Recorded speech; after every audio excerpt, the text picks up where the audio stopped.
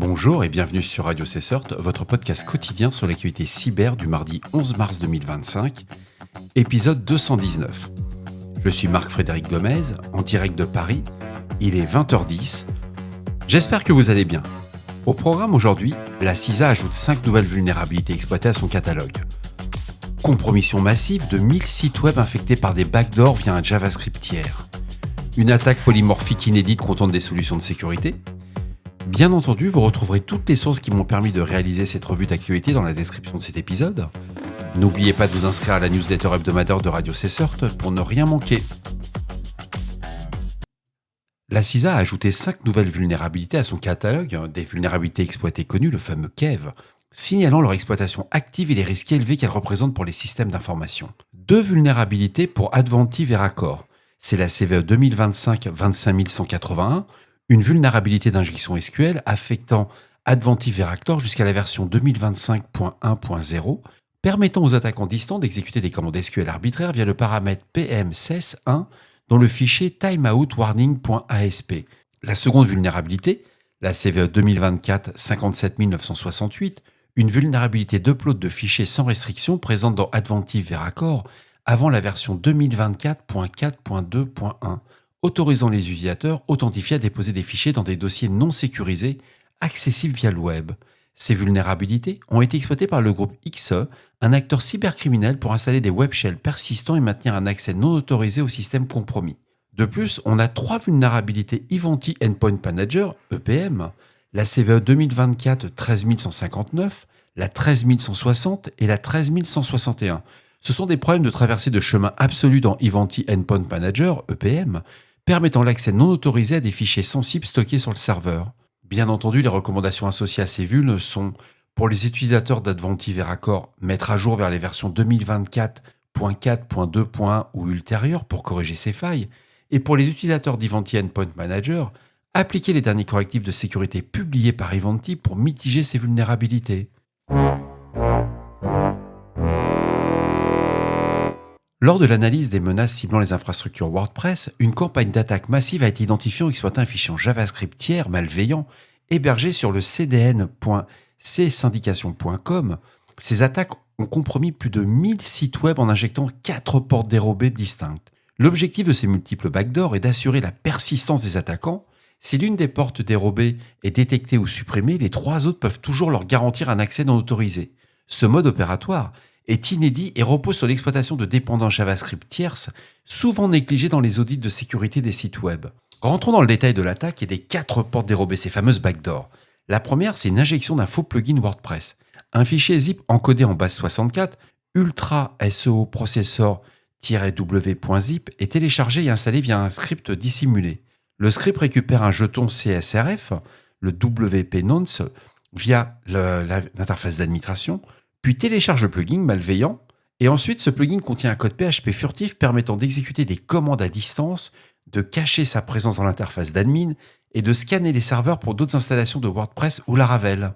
Il cherche notamment les fichiers clés wp-config.php, wp-blogheader.php et bien entendu artisan pour tout ce qui est Laravel. La deuxième backdoor, c'est une injection de code JavaScript malveillant via le fichier wp-config.php qui est modifié pour injecter un script distant hébergé sur cdn.csyndication.com. Ce JavaScript malveillant est chargé dans le navigateur des visiteurs du site compromis, facilitant potentiellement d'autres infections ou d'attaques du type supply chain. La troisième backdoor, c'est l'ajout de clés SSH pour un accès persistant. Bon, à ce niveau-là, vous n'êtes même plus compromis. Là, le serveur, faut le prendre, faut le brûler, quoi. Une clé SSH malveillante est ajoutée dans SSH Authorized _ keys, permettant aux attaquants de reprendre le contrôle du serveur, même si la backdoor WordPress est supprimée. Bon, un mot là, c'est de la persistance au niveau de l'attaque.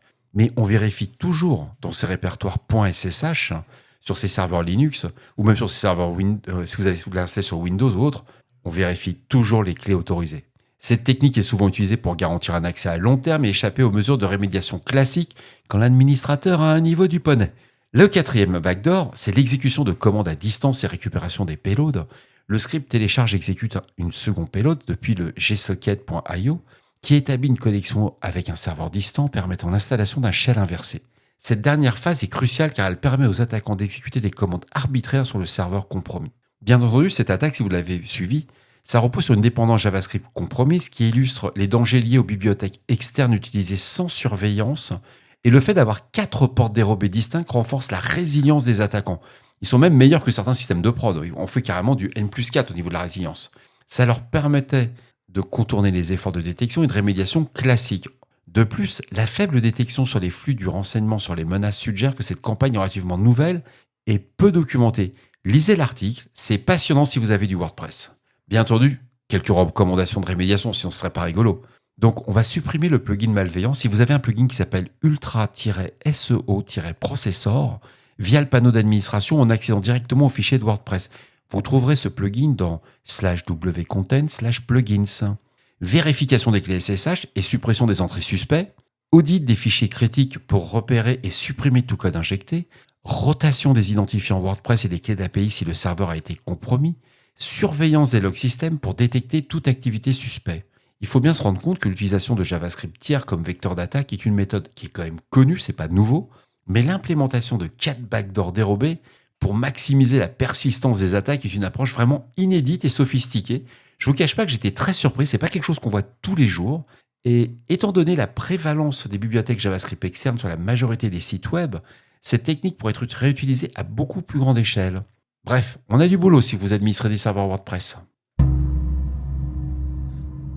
Les chercheurs de Square X Labs viennent de lever le voile sur une attaque polymorphe inédite qui cible les utilisateurs de Chrome. Son principe, c'est une extension malveillante installée sous couvert d'un outil légitime qui se transforme en une copie parfaite des gestionnaires de mots de passe, wallets, crypto et applications bancaires les plus populaires. L'objectif est simple, tromper l'utilisateur et lui soutirer ses identifiants. Tout commence avec l'installation d'une extension apparemment anodine, récupérée via la Chrome Web Store. Une fois en place, celle-ci analyse les extensions déjà présentes dans le navigateur grâce à l'API Chrome Management, et lorsqu'elle détecte une cible de valeurs comme OnePassword, LastPass ou MetaMask, elle enclenche alors son mécanisme d'usurpation. L'application légitime est désactivée ou masquée, tandis que l'extension malveillante prend son apparence, son icône et son comportement. L'utilisateur, piégé par un message d'expiration de session factice, est invité à saisir ses identifiants, ce qui croit être son gestionnaire de mots de passe. Une fois les informations volées et envoyées aux attaquants, l'extension malveillante efface ses traces, elle se rétablit sous sa forme initiale et réactive l'application légitime. Ça vous faites poncer, là vous faites poutrer, il n'y a pas d'autre terme, mais en plus vous ne le voyez pas parce qu'il va remettre le système en état. C'est vraiment génial. Et ça va rendre toute détection quasiment impossible. Les chercheurs de SquareX Labs ont alerté Google qui reconnaît la menace, mais n'a pas encore mis en place de contre-mesures. Ils appellent à renforcer la sécurité des extensions Chrome, notamment en restreignant la modification dynamique des icônes et des interfaces. En attendant, les utilisateurs doivent redoubler de vigilance, se méfier des extensions inconnues, surveiller les permissions accordées et ne jamais renseigner leur identifiant sur une demande suspecte. Bref, si vous avez du Chrome, c'est un peu la misère.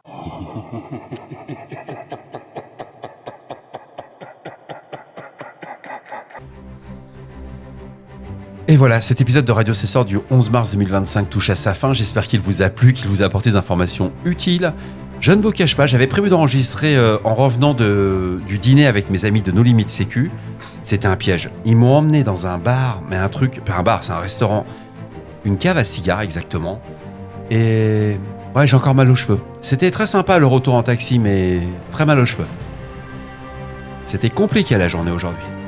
N'oubliez pas, si vous avez des questions, des suggestions de sujets que vous souhaitez voir abordés dans de prochaines émissions, je suis là pour vous. Ne soyez pas timide. En plus, demain, je serai au Cybercampus. Laissez-moi un message sur le répondeur de Radio Cessort au 07 68 72 20 09 ou laissez-moi un mail à l'adresse de radiocessort@gmail.com. Prenez soin de vous. À demain pour un nouvel épisode. Et là, franchement, je vais me prendre une tisane ce soir parce qu'ils m'ont tué, quoi. Ah, c'est des tueurs, les gars. L'équipe de No Limit Sécu. C'est un piège si vous voulez le resto avec eux. En tout cas, je les embrasse très fort. Au revoir.